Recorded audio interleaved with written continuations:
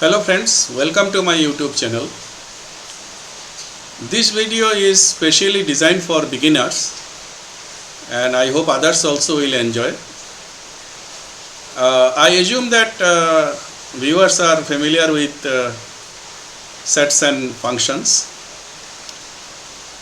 Friends, in mathematics we often come across terms like finite, infinite.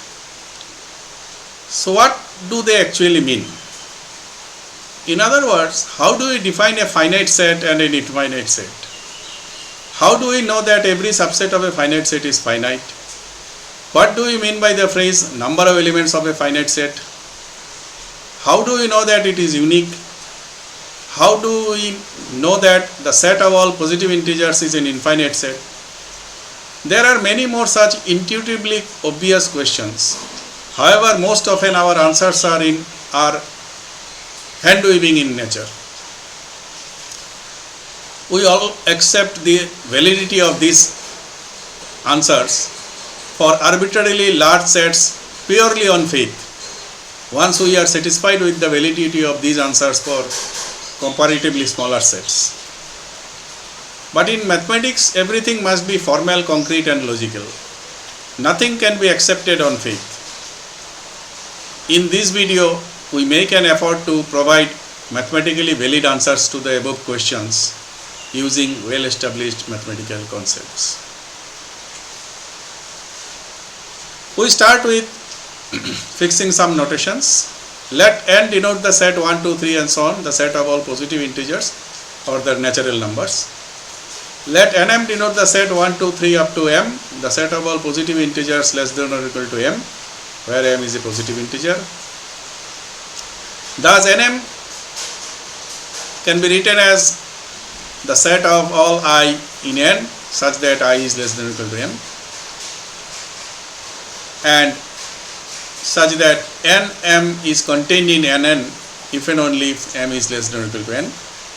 In fact, nm is equal to nn if and only if m equal to n, where m and n are positive integers.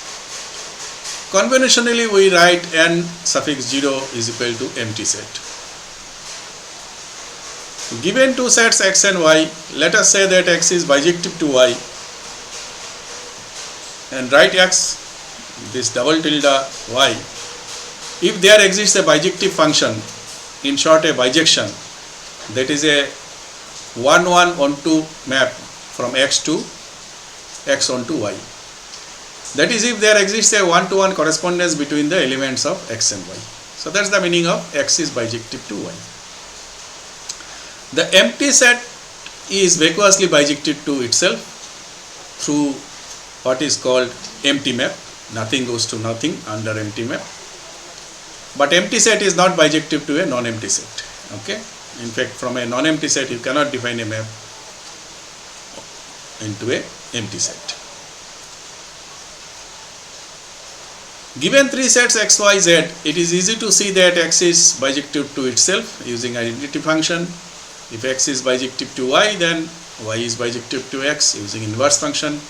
And if x is bijective to y, y is bijective to z, then using the composite function, composite of these two bijections, we get x is bijective to z.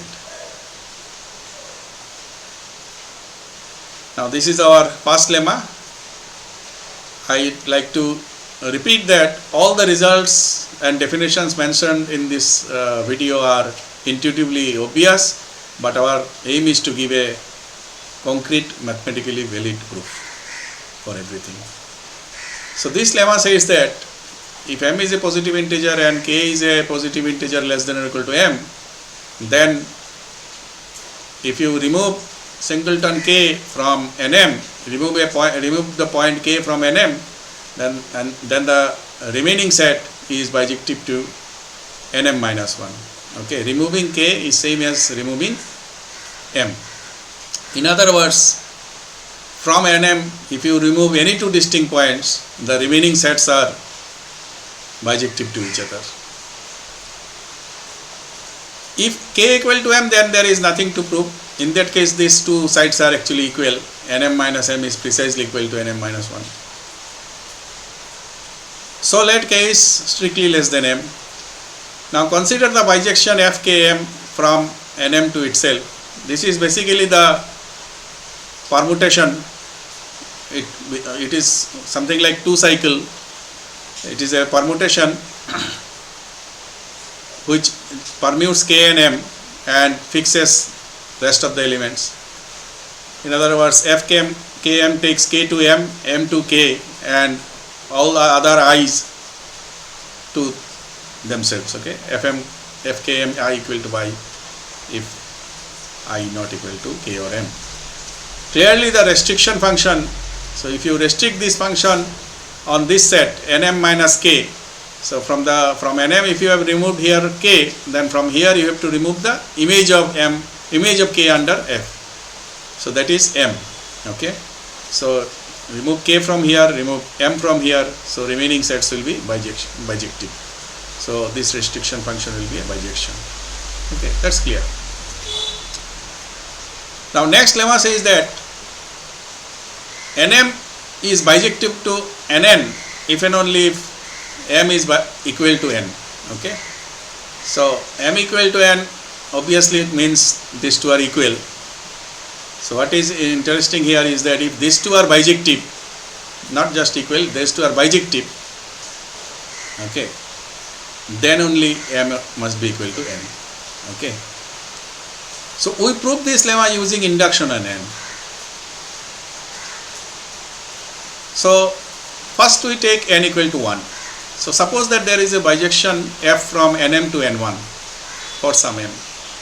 Now if this m is greater than 1, then both 1 and 2 belong to this domain, and their image under f is 1 because n1 is singleton 1 only. So f1 is 1, f2 is 1, but that's a contradiction because f is bijection. F is a bijection. So that means m has to be equal to 1, which means that the lemma holds for n equal to 1. So as an induction hypothesis, let us assume that the lemma holds for all n less than or equal to n naught, where n naught is a positive integer. Let f be a bijection from nm to n naught plus 1. Okay, so we want to show that m is equal to n naught plus 1. So how do we proceed? We choose the point k in n naught plus 1, which is actually the image of m under f. So choose k such that k equal to fm. Then the restriction function, so again you restrict this function on, from left hand side you remove m, so correspondingly from right hand side k has to be removed. So this remaining set will be bijective. So this restriction function is bijective. So this is bijection. But by lemma 1, whenever you remove a point from n naught plus 1, it is bijective to n naught. That means reduce the suffix by 1. That is by lemma 1. So here is lemma 1. So anything you remove from nm, the resultant set is bijective to, this suffix is reduced by 1. Okay. So what is it? Here. So by lemma 1, this n naught plus 1 minus k is bijective to this. Therefore this nm minus 1 is bijective to n naught. So by induction hypothesis, m minus 1 has to be equal to n naught, and hence m must be equal to n naught plus 1. So this completes the proof that if these two are bijective, then there's this m and n must be equal. Okay. So what is the next result? Next result is now our definition of finite set. So formally we can define a finite set like this. A set X is said to be finite if either X is empty, if either X is an empty set, or if X is bijective to Nm for some positive integer m. So if one of these two conditions are satisfied, then we say that X is a finite set. Okay. Now in view of previous lemma, if X is bijective to Nm, it cannot be bijective to any other n if m and n are unequal. Okay, so what it means? So in view of lemma 2, the positive integers m mentioned in the above definition is unique whenever it exists. So this m, if it exists, that means if x is a finite set and x is bijective to nn, then this m is unique. And this enables us to define the following.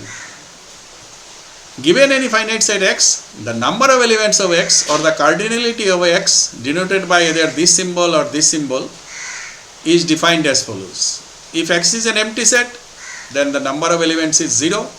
But if x is a non-empty set, non-empty finite set, then x is bijective to some nm for some m, and as we have observed that this m is uniquely determined, therefore we call this m as the number of elements of x. Okay, so x is equal to this.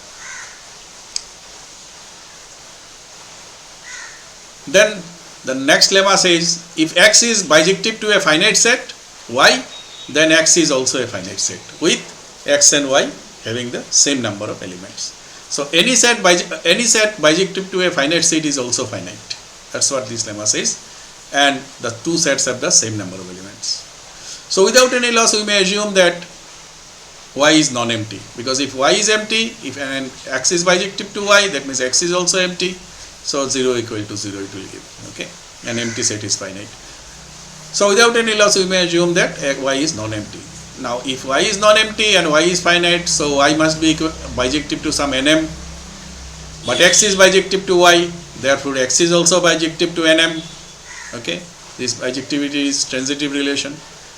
Thus x is finite set with number of elements in x is equal to this m, and this m is also the number of elements of y, because y is bijective to nm, so these two are equal. So that proves this lemma.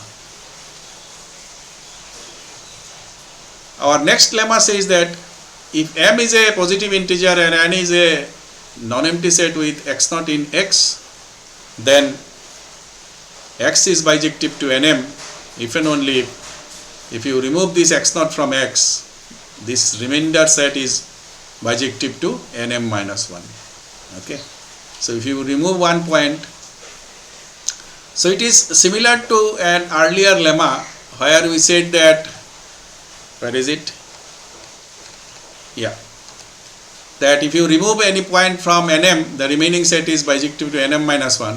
So here in place of nm, if you take an arbitrary set x which is bijective to nm, even then it works. So that's what is written here, that if x is a non-empty set with x naught in x, then if you remove x naught from x, then it is bijective to nm minus 1 if x is already bijective to nm. So let us see the proof of this.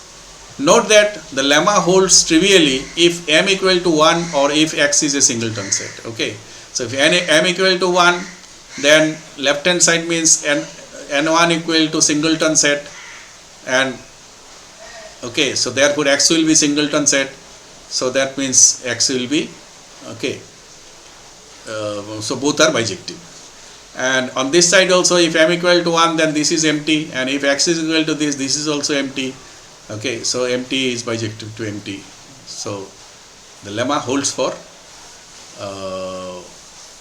trivially if m equal to 1 or if x is a singleton set. So we may assume without any loss that m is greater than 1 and x is also not equal to singleton x naught. Now we prove this direction from left to right.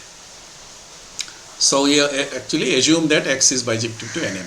So let f from x to nm be a bijection, and let k be the point in nm which is actually image of x naught under f. Then if you remove this point x naught from the domain of f, then if you remove the point k from, which is actually image of x naught under f, so if you remove k from the range set, then the remaining sets also will be bijective. Okay, because x naught, k is the image of x naught, so remove x naught from here, remove k from here, remaining set will be bijective under the restriction function, this one.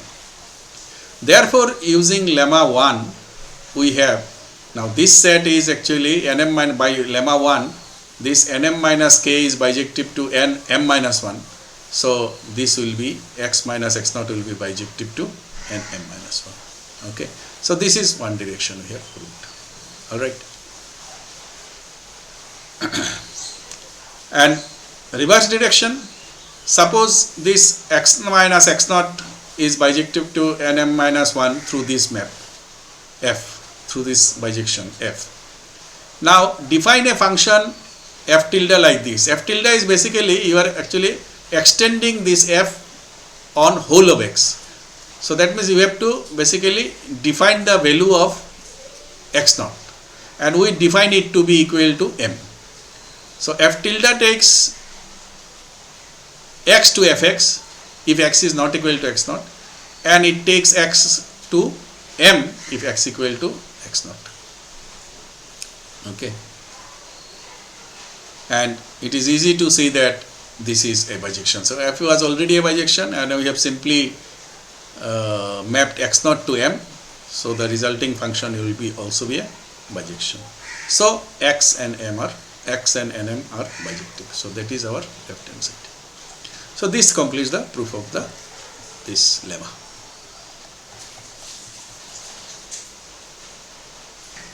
Now if x is a non-empty finite set with x naught a point in x, then lemma 6 says that number of elements in x minus x naught is equal to number of elements in x minus 1. So what does lemma 6 say? Lemma 6 says that if x is a non-empty finite set, that means x is bijective to some nm, so number of elements in x minus x naught will be equal to m minus 1. And what is m? M is actually number of elements in x. Okay.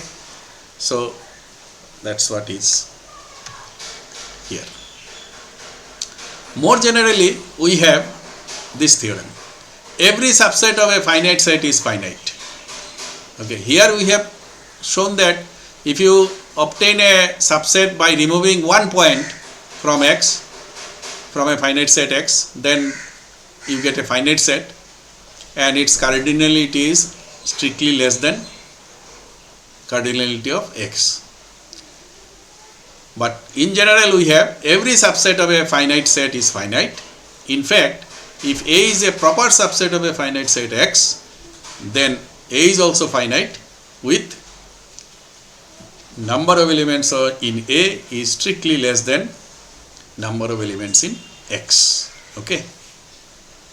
So proof, it is enough to show that if A is a non-empty proper subset, in the theorem I have not taken A to be non-empty, but here I am saying that it is enough to take that, enough to show that if A is a non-empty proper subset of a non-empty finite set x, then A is finite, and we have this inequality.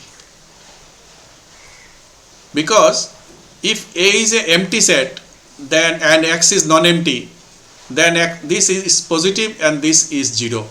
An empty set is by definition finite. And if x happens to be also empty, then obviously there is no proper non-empty set. Then A also has to be empty. Okay, so this theorem is vacuously true in that case. So in our proof, A is non-empty, x is also non-empty. Suppose x has this many elements. Suppose number of elements in x is equal to m, where m is a positive integer. We complete the proof using induction on m. First we note that if m equal to 1, then this x has only one element. So its only proper subset is the empty set. Empty set is the only proper subset of a singleton set. Hence there is nothing to prove, because we have already seen that for empty set it is true. Now let us assume that the result holds for all positive integers m less than or equal to some k. Okay, that means if m is less than or equal to k, then this theorem is true. Let number of elements in X is equal to k plus 1. So which means that X is bijective to n k plus 1. So to complete the proof, we need to show that A is finite. We need to show that if A is a non-empty proper subset of X, then A is finite, and number of elements in A is less than or equal to this k plus 1 now. Number of elements in X is k plus 1, so you have to show that A is less than k plus 1. Let A not be an element of A. I have already assumed that A is non-empty. Okay, A is a non-empty proper subset. So let A naught is an element of A. Then A naught is also an element of X. So by lemma 6 we have, if you remove A naught from X, then the remaining set will be bijective to nk, because without removing the this X is bijective to nk plus 1. So if you remove a point from here, then you have to just reduce the suffix by 1. So it will be bijective to nk. That's what lemma 6 is. Clearly, A minus A naught is a proper subset of X minus A naught. So this set here contains this A minus A naught properly. Therefore, by induction hypothesis, this subset, this proper subset of this must be a finite set, and its cardinality, its number of elements must be strictly less than the cardinality of this set, number of elements of this set. And what is it? This is actually equal to k. Okay. Okay. This set is bijective to nk. So this set has cardinality k. Okay. So this means that, this means two things. One of the two things. Either this quantity is 0. Okay, this is strictly less than this. Either this is 0, which implies this inside set is empty set. Empty set means it is equal to n0. So by lemma 6, see here, this point is removed from this, then it is equal to or say bijective to n0. So if you don't remove it, you have to increase the suffix by 1. Okay. So this is if and only if actually. This is congruent to, this is bijective to this, means this is bijective to this. Okay. So this implies A is bijective to n1. That is lemma 6. Okay. So this is our lemma 6. If you remove something from here, then okay, if it is in m minus 1, you have to increase the suffix if you don't remove it. So A is finite and number of elements in A is equal to 1, and 1 is strictly less than k plus 1 because k is positive.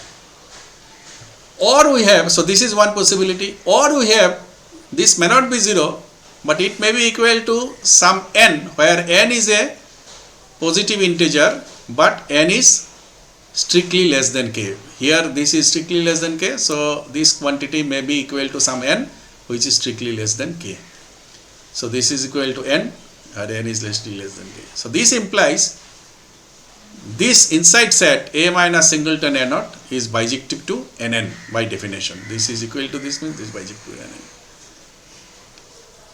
So if it is bijective to nn, again we apply lemma 6. So if you don't remove anything, then it will become A, and here also then you have to increase the suffix by 1. So A will be bijective to n plus 1. So that means A is finite and number of elements in A equal to n plus 1. But n is strictly less than k, so n plus 1 is strictly less than k. So we have shown that A is strictly less. That's what we wanted here, that to complete the proof we need to show that A is finite and this is less than this. And we have actually shown this. Therefore, this completes the proof. Now, as a corollary, we can say that no finite set is bijective to a proper subset of itself, because proper subset of a finite set has less number of elements than the original set, strictly less number of elements. Okay, so it cannot be bijective. Okay, because bijective sets have same number of elements. We have already seen it. So again, proof we can give, okay, here. So let A be a proper subset of a finite set X. Without any loss, we may assume that A and X are non-empty. Then by theorem 7, that means the previous theorem, this one, A is strictly less than X. Okay. However, if X and A are bijective, then by lemma 5, these two sets must have same number of elements. So this is lemma 5. If two sets are bijective, then they have same number of elements. Okay. So these two are equal. So this is a contradiction. Hence, this X cannot be bijective to A. So this contradiction completes the proof. Next, now we have this definition of a infinite set. What is it? It says that if a set is not finite, then it is said to be an infinite set. So infinite set means a set which is not finite. But one thing here, this definition doesn't give us the real picture that an infinite set actually contains lot and lots of elements, okay, so-called infinitely many elements. But we'll come to that. First of all, what is the meaning of this definition? The meaning is that a set is infinite if and only if X is not bijective to Nm for any m in natural numbers. Okay. So for every positive integer m, X should not be bijective to Nm. Then it is infinite. So X is infinite if and only if X is not bijective to Nm for every m, for all m belonging to N. So this is the meaning of, another meaning of infinite set. Now this lemma is interesting. We know that N is infinite, but according to our definition also it is infinite, and we are giving a rigorous proof here. How? Okay, small proof, but at least a complete proof. How does it go?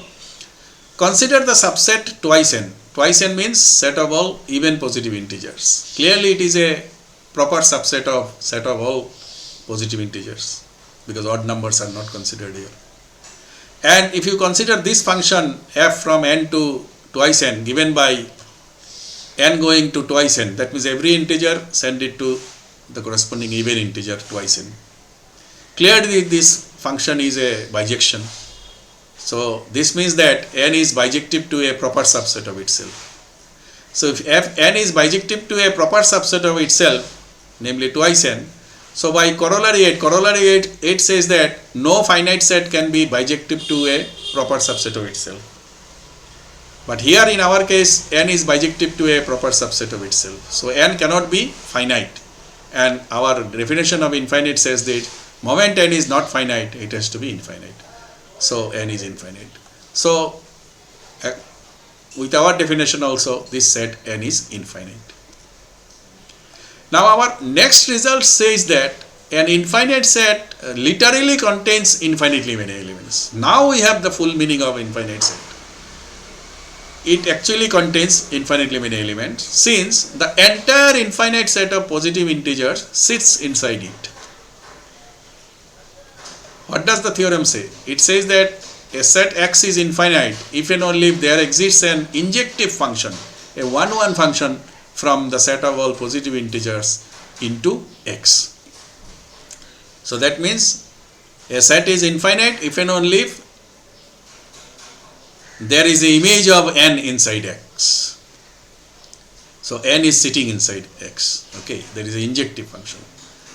Okay, so now we can actually convince ourselves that yes, X is really infinite, because we have already seen that n is infinite. So anything which contains an infinite set has to be infinite. Okay, so n is sitting inside this. Okay, so in that sense, X is really infinite.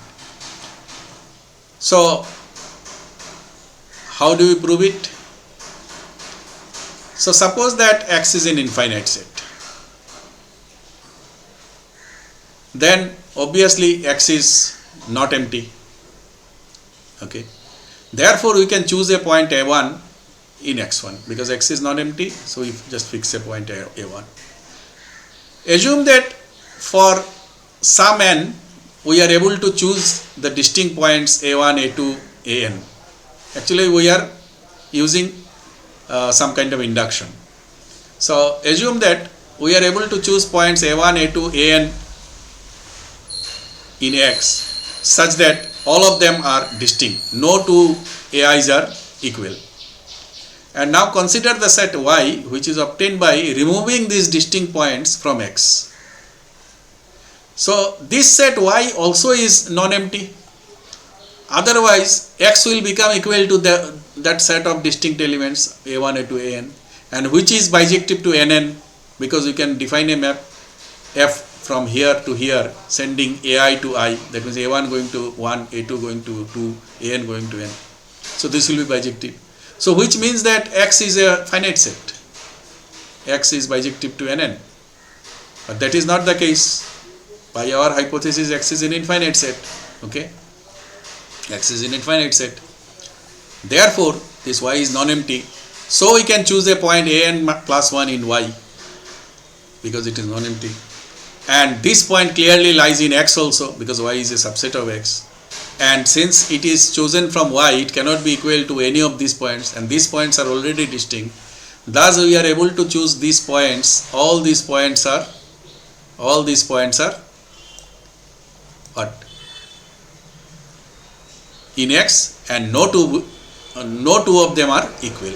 So they are all distinct points. Hence, by induction, it follows that there exists a point AN in X for every N in N, such that the points A1, A2, A3 are all distinct points.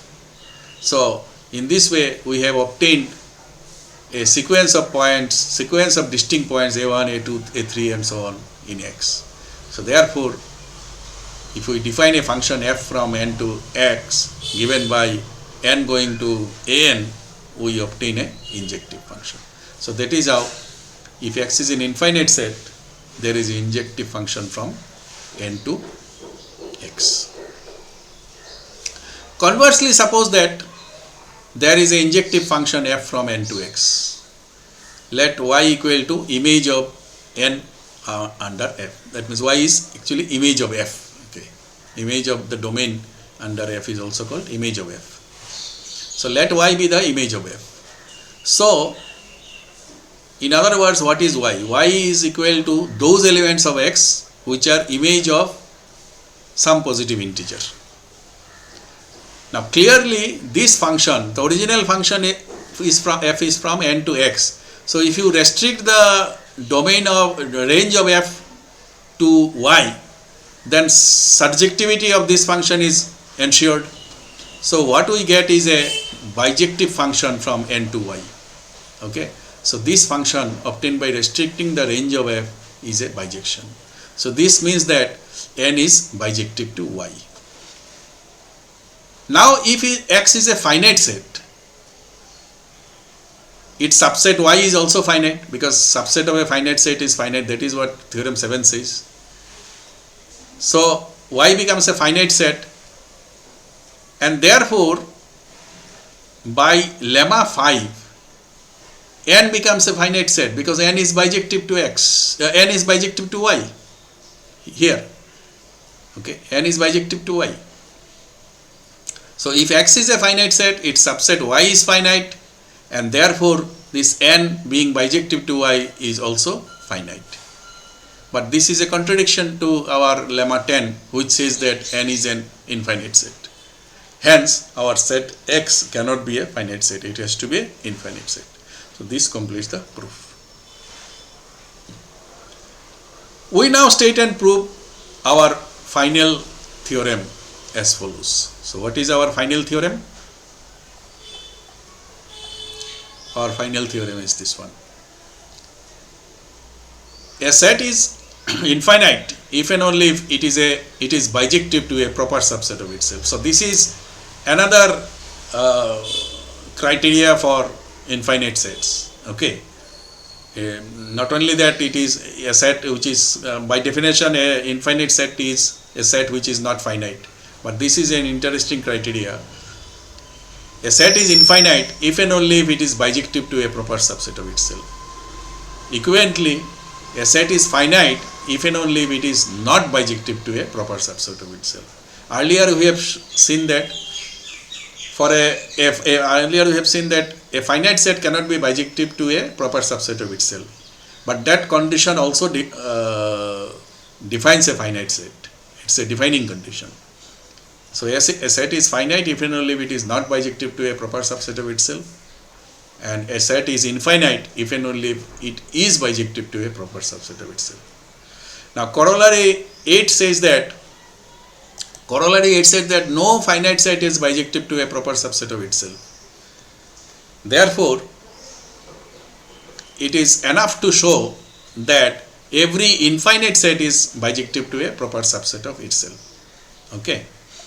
So if it is bijective to a proper subset of itself, by corollary 8 it is infinite. Therefore, what we have to show is that if a set is infinite, then it is bijective to a proper subset of itself. So we start with an infinite set X. Then by theorem 11, what does the theorem 11 say? 11 says that if it is infinite, there is a injective function from n to x. So let X be an infinite set. Then by theorem 11, there is an injective function f from n to x. Now let Y equal to the set obtained from X by removing the point f1. By removing the image of 1 under f. F1 is in n, f1 is in x. Remove this point f1 from x. The resulting set you call as Y. Clearly Y is a proper subset of X. So we now define a bijection from X to Y, or define a map function from X to Y as follows. See here, we have to define a function from X to Y. Now inside X, image of f is sitting. Fn is sitting inside X. So if you take any point outside the image of f, send it to itself. That means G behaves like identity map outside the image of f, outside Fn. And inside Fn, what does it do? It maps a point to the next element. That means inside Fn, x is equal to Fn. X is the image of some n under f. So send it to Fn plus 1. So inside Fn, send it to n plus 1, and outside Fn, it is identity map. It is easy to see that this G is actually a bijection. Okay. Thus, X is bijective to Y. That means X is bijective to a proper subset of itself. So starting with an infinite set, we have shown that it is bijective to a proper subset of itself. So this completes the proof of this theorem. So hope this video will be helpful to the beginners, my younger friends, my younger viewers. Others also might have enjoyed. So thanks for watching.